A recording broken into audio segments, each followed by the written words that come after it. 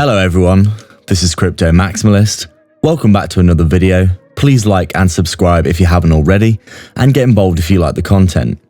We're currently running a giveaway for those who are liking our videos, so give the video a like if you want to be entered into that giveaway. So just taking a look at Polygon here, and as we can see, it's looking like it is still performing quite well in the face of this bearishness recently we have seen in the market. A lot of chop here in the price action. You can see quite a large amount of volume, a lot of chop indeed. Obviously we came up to that big key 618 level up here. The big sell-off on that FTX news, a big bounce to the upside, and now just like most cryptos, trickling to the downside over the past few days.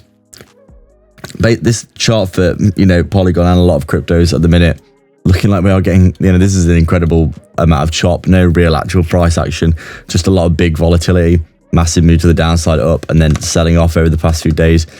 Coming back down to this area here at a swing low, got a bit of support here and a bounce, as you can see. Trying to get back above our EMAs. Polygon doing, as we said, quite well in the face of all this uncertainty in the market in comparison to a lot of cryptos. But we'd say, considering it's only down around 68% from the all-time high, that is very good. When you look at some other cryptos like VeChain, for example, which are down like 96-97% from their all-time high at the current price, it is pretty ridiculous how much a lot of cryptos are getting beaten up with, Bitcoin continuing to come down and make another lower low at the moment, with all that, hyper bearishness that we are seeing in the markets. Polygon here looking, it's looked pretty good, hasn't it?